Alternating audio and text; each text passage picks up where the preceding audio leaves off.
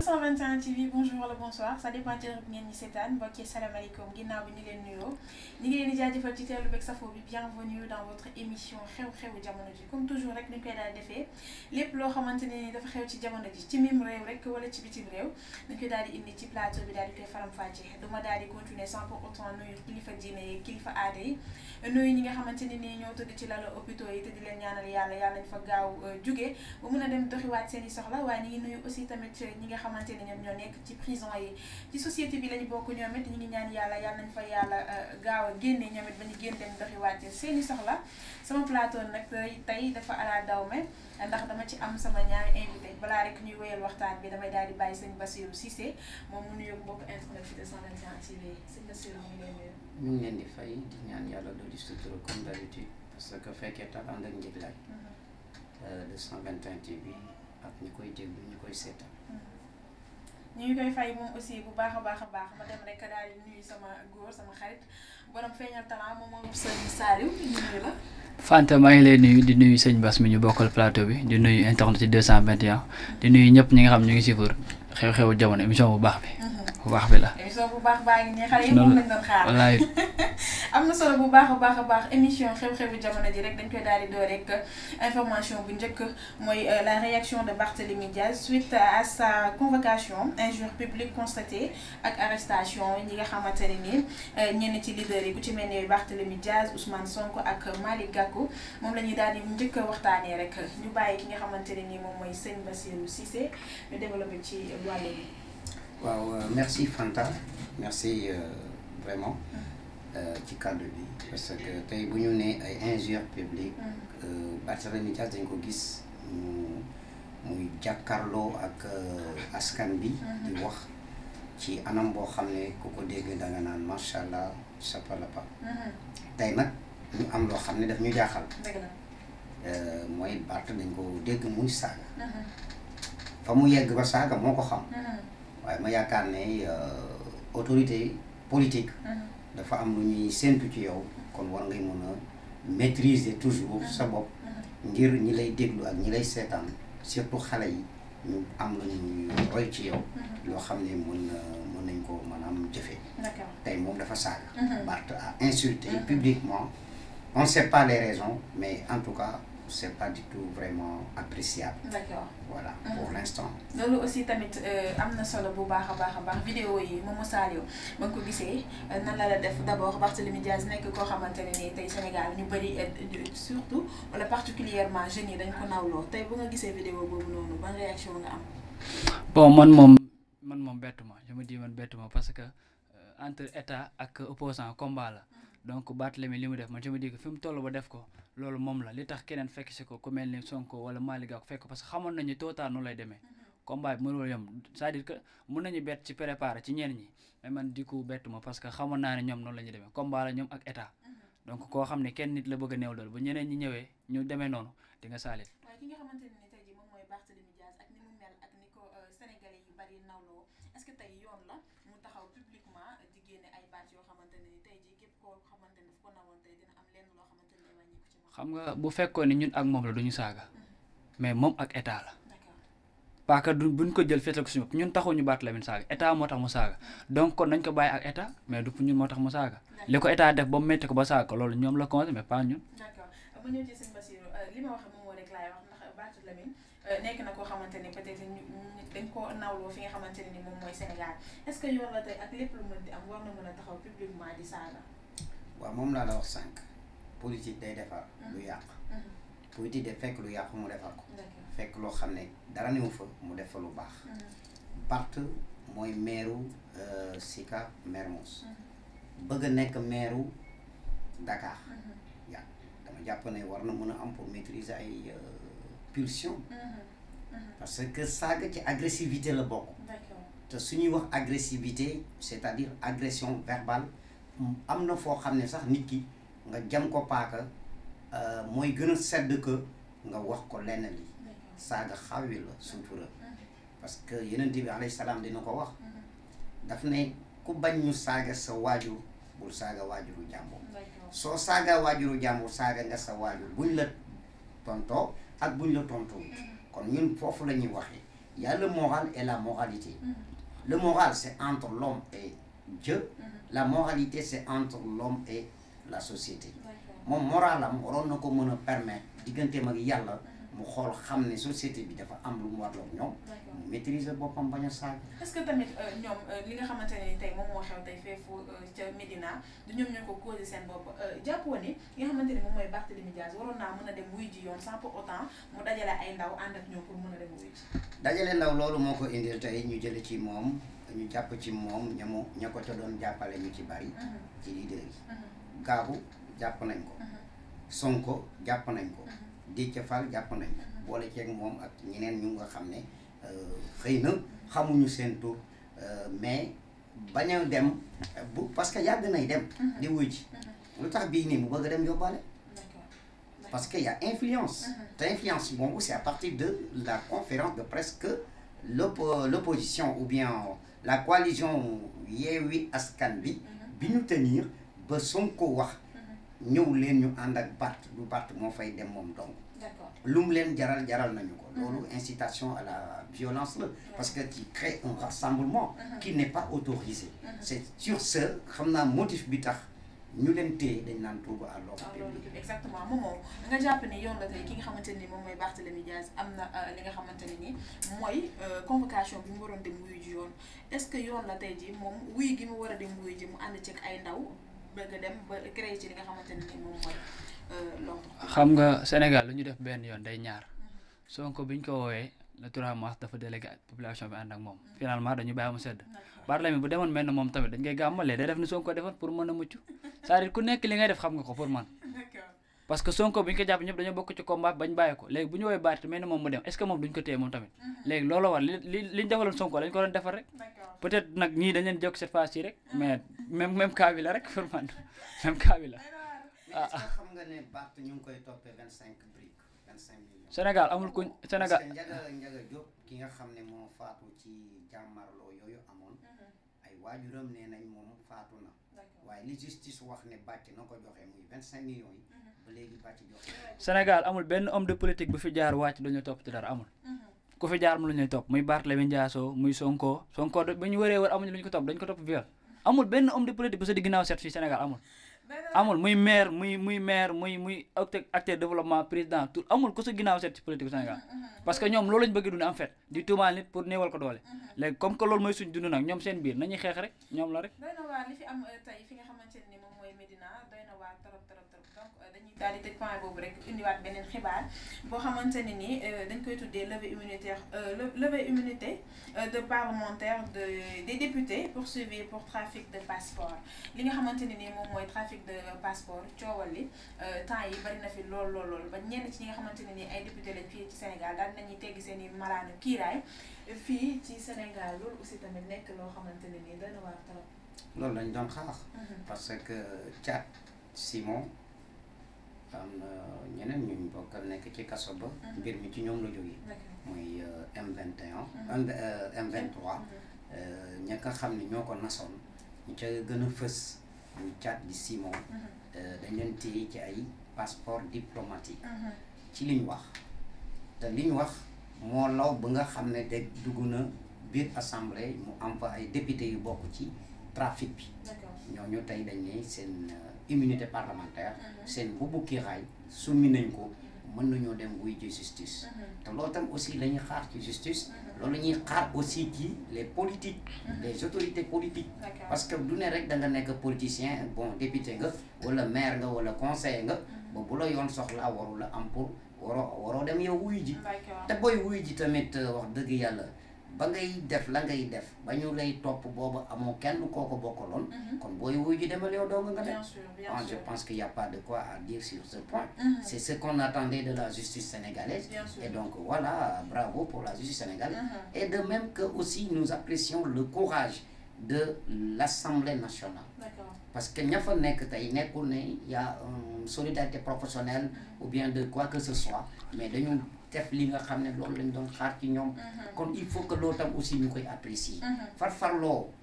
ku ne am na foo far mais bu desee lu ñu teg ko ci yoon moi je pense que il faut que ñu teg ko ci yoon rek comme ñëpp bokk ci am na ci solo bu baax a baax moom li nga xamante ne ni mooy ñenn ci député yoo xamante ne tey dañ leen doon toppee li nga xamante ni moom mooy trafic de passeport diplomatique ñoom nag daal di nañu génnee seen teggi nañ seen malaanu kiiraay loolu aussi tamit ba nga ko déggee lan la def. non man kontaanoon naa ci départ mais dama mujj dem ba mer parce que kumba am ndey kumba amul ndey dafa feeñ. maa ngi rappelé wu année bi ko Khalifa Sall bi ñu ko waree téye assemblée je me dis que dafa nekkoon vacances dañoo woote urgence ñëpp ñëwaat te moment bi ñoom bi ñu ko defee assemblée nekkul urgence dañ leen bàyyi seen dañoo dem ba xam ne mënatuñu rëcc Sénégal xam nañ projet fan la toll ñu soor a dindi mbalaan yi bu ñu amoon benn pexe barke yàlla duñ ko dindi bu ñu amoon benn pexe du dañ. gis nga passeport diplomatique tey bu ñu demee ba gis ko ci ñi nga xamante ni ñoom ñooy député yi nga xamante ni tey ñoom ñoo ñuy représenté assemblée nationale tey yoon la ñoom ñu dem génnee seen pour man la man de ma part Momo Sall mi justice moo yàq réew mi parce que de un gis nga lii nii projet bi nii waru woon am une semaine parce que Thiat safala Kilifeu ak Simone dañ leen jàpp automatiquement même pas 72 heures te ñii dañ leen bàyyi ñu nekk seen doxaat nañ lu mat plus de 1 mois kenn teewul ankay jour bi ñu jàppee Simone la wax cas bi nan la demee début à la fin ku ci laal ak nan la demee te Simone sax heureusement moom nekkul woon ci passeport mais dañu ko jàpp ak si ko ci moom li ko yóbbu mooy yow dama la lebal oto ma war la fay aw ma xaalis ma bàyyi la sama passeport diplomatique pour bu sama xaalis ñëw ba ñu jël si sama passeport nga dem. sëñ Bassirou nga jàpp ni moom li mu wax nii maanaam farfarloo dafa am ci diggante bi moom wala ñi nga xamante ni ñoom ñooy député yi ak ñoom ñi nga xamante ni ñoom ñooy ñoom si moom ñoom seen. dama gis ne moom dafa am lu ko lu mu réere mbir mooy l'étiquette politique que portent les députés. statut Simon ak Thiat ak ay Kilifeu bokkul ak député bi. Député bi c'est un représentant un répondant du peuple. Simon citoyen la comme man amul lenn lu ko lié ci politique ni ci gouvernement kon bu fekkee dañuy jàpp un civil koo xam ne amul lenn loo xam ne dañ ko takkal ci mandarga wala ci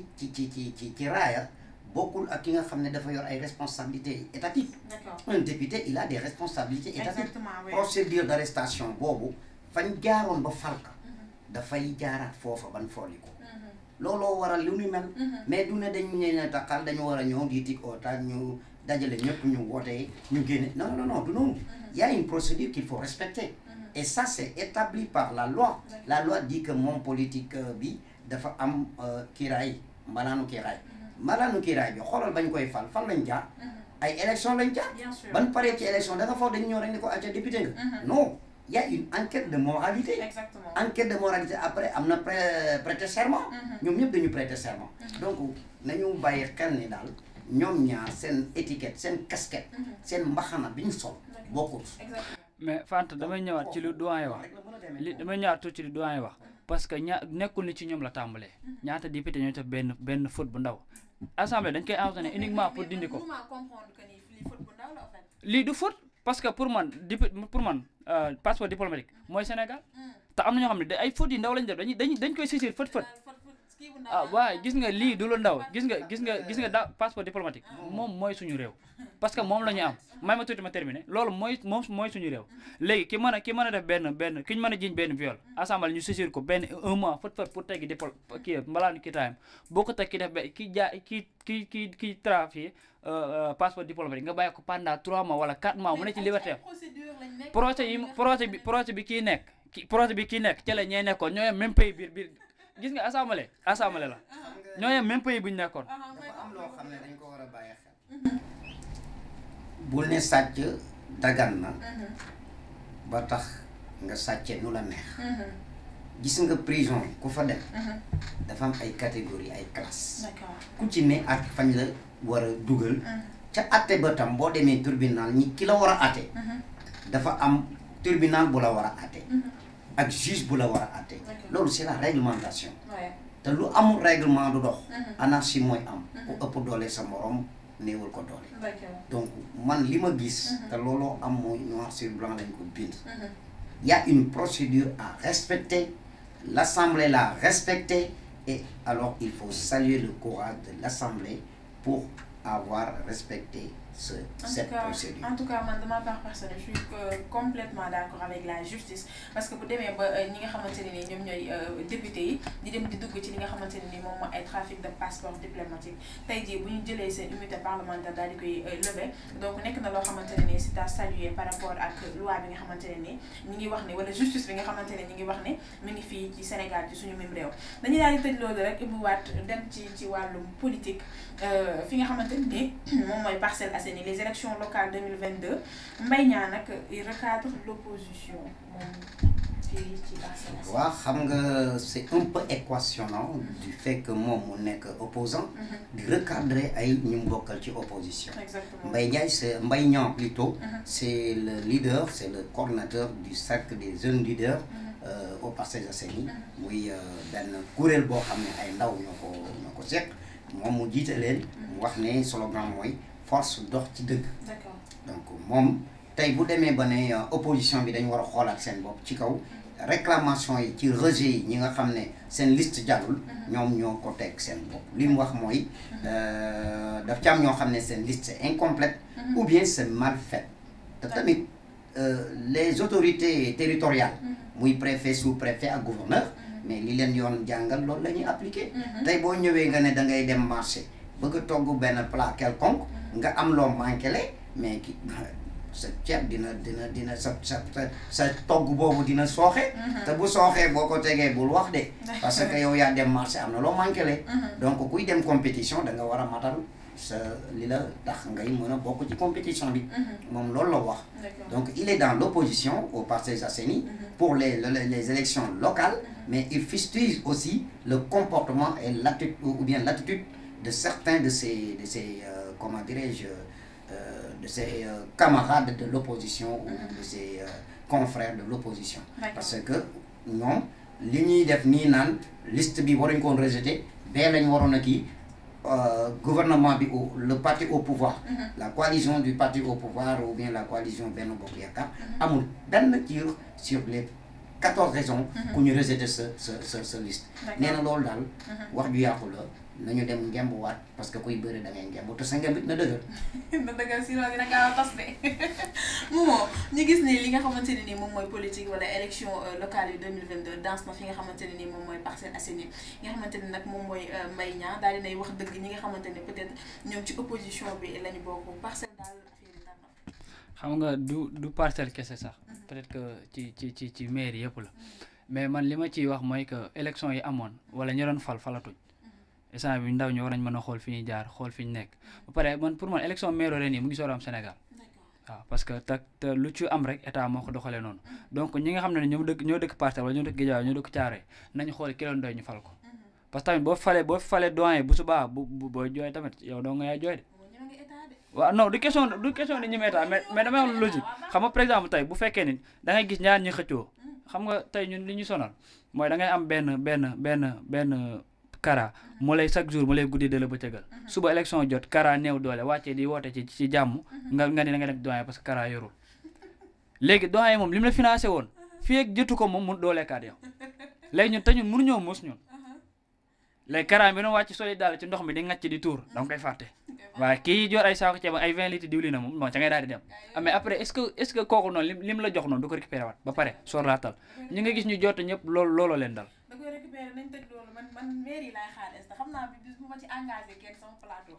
di nga bàyyi mbaa nga daw. man de sama carte d'identité damaa xamoon moo koy jaay de. léegi rek dañuy daal di desandi rek ba tey ci trafic de passeport yi léegi am nañ benn information boo xamante ne. c'est pas trafic de passeport. C'est-à-dire le parrain des passeurs. De l'AIBD. Voilà. A été arrêté. A été arrêté. Bien sûr. Kan mooy kooku. C'est un Camerounais am jabaram doon jàllale ñu nga xam dañ bëgg a tukki. dem bitim réew comme mbëkk gaal yi. xam nga gaal yi gis nga ñi nga xam ne dañuy jënd seen gaal woo ay nit. D'accord. ñooñu ay passeurs lañu. ñu leen di jàpp. parce que voyage illégal la. D'accord. illégal ci kaw. moom da ka daan def ak ànd ceeg soxna ay Camerounais lañ soxna sa bañ ko jàppee moom dafa rëcc dafa daw mais fi mu nekk nii nañ yoon teg na ko loxo donc ñu doon jaar aéroport di dem di tukki te teguñ ko ci yoon maanaam seen i këyit matul yu demee noonu kooku ca loola la daan liggéey di ci xëy di ci gont ñu jàpp jabaram moom mu daw bàyyi fa jabar ji mais tey justice Sénégal sécurité Sénégal sûreté Sénégal gàcce ngalaama wallaahi xarañ nañ lool j'aime mon pays waay Momo gis nga léegi ci li ñu jógee wax mooy ci tey jii moom moo doon jàllale maanaam daal gaal yi daal li ci nit ñi doon duggee léegi nit ñi daal ci noonu lañ doon duggee aussi tamit ci avion yi di dem sans pour autant seeni papier yi man léegi loolu photo kan la ña fay liggéey xanaa ña fay liggéey xanaa mënuñoo saytu Fanta gis nga ñun nañu bàyyi di ñu gëlëmal Fanta fii luñ fi def daa neex nit démb dama gis koo xam ne otom bu demee visite technique dañ koy dàq mu toog fu mu toog woo Kara fekk 25000 Kara lijjantil ko andil ko mu kon nay daw léegi ñun loolu mooy suñu dëkk ñun loolu mënuñu wax ba am dëkk bu jub mënuñu ko am jubewuñu mënuñu ko mooy li ma waxoon sànq rek xam nga li am solo du man rek bokkuma caa ko gën dëgg la gis nga tey nul n'est parfait exactement nit mënoo ne à 100% 90% de réussite ci say bëgg-bëgg mënta nekk gis nga état du nit ay pexe la ay xel la xel yooyu ñu xelli ay nit a ko xelli ko tey bu amee défaillance ci kaw am na corruption mais ñun li ñu intéressé mooy ki ñu jàpp ci corruption exactement mais ki ñu jàppagul ci corruption kooku suñ yoon nekku ci kuy naan di nëbbatu soo mandee feeñ li ñu soxla mooy ñun daal suñu justice nañu ko bëggee fañ ko bëggee saa su ne nañ ciy gis suñu bopp man ma génn ci biti di dox tase ak ramasse fanaani police moo ma gën fanaani hôpital pourquoi parce que dama tase ak agresseur quand je rencontre une la police en train de faire une comment dirais-je rafle moi je leur dis je suis vraiment rassuré que je suis en sécurité. C'est mieux de rencontrer ou de croiser des agresseurs. Donc li la intéressé yow fexeel ba rek sa justice bi dee ko apprécier muy gën a def mais tey boo waxee ne tey sa justice bi nangam ci nangam mais loolu taxut ñoom ñu tey ba def seen i warugar de kii dem nag di na bëtu di takkaay gàllaaj pour bañ a feeñ wala nga am loxo bu gudd wala ngay maye xaalis pour ñu bàyyi la ngay def ci li ngay def dama ne la kuy naan boo jeng boo naka boo mandee feeñ tôt ou tard lu jëf ju bon du sax bi yow du mujj sax dañuy daal di dem rek ba sport la ñuy mujjee sax ndax dañoo am aussi nga divers de am nga divers dina ñëw mais bàyyi ma laal sport tuuti après ñu soog a ñëwaat divers première séance d'entraînement des Lions du Sénégal pour la qualification mondiale 2022 waaw loolu de danga ma xuuli bokkoo ma mais danga ma xuuli laal naa la faut maîtriser ah merci beaucoup voilà ñu wax ne rek gaynde Sénégal Aliou Cissé convoqué na 25 gaynde ñu war a jàkkaarloo ak Togo incha allah dimanche te mu nekk match boo xam ne danañu ubbil bunt pour ñu mën a delluwaat mondial comme ni ñu ca demee woon 2002 ak tout récemment la dernière mondiale alors loolu nag tamit ñuy wax ne rek ñu bëri ñu ngi critiquer Aliou Cissé mais il mérite des critiques comme aussi il mérite des encouragements parce que il fait des résultats bien vrai que Coupe d'Afrique yegg see bu donc c'est le premier galop d'entraînement tey la woon au début en tout cas bonne réussite pour Aliou Cissé et la tanière en tout cas bonne réussite à tous lenn rek la ñuy mujjee ndax temps bi mu ngi ñuy xoj danger pour la société mooy li nga wax léegi ci fait divers ndax temps bi daf ñoo xaw a xoj yeneen information xëy na peut-être duñ ko mën a joxe mooy un nistalo en arme blanche mais yow ndax dangaa fàtte ne yaa ngi Parcelles parce que yaa ngi dëkk Nord Foire suñu équipe bu basket bi ci Parcelles dem na division 1 kooku Aliou Touré moom moo nekk seen manager tey jii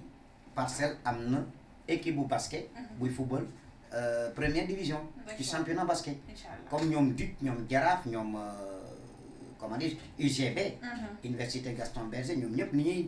basketté ci première division suñu équipe bu Parcelles bi ci basket dem na kan la jaar ci kawam club boobu ñu naan Luc Atlantique da ko dóor yu metti ñu ci tamit di féliciter vraiment suñu équipe bi ak ñoom Aliou Touré mi nga xam ne mooy seen manager ak l'ensemble des sportifs au Parcelles Assainies kontaan nañ ci en tout cas Aliou Cissé de moom moo koy ñaan ngir yàlla war a sóoli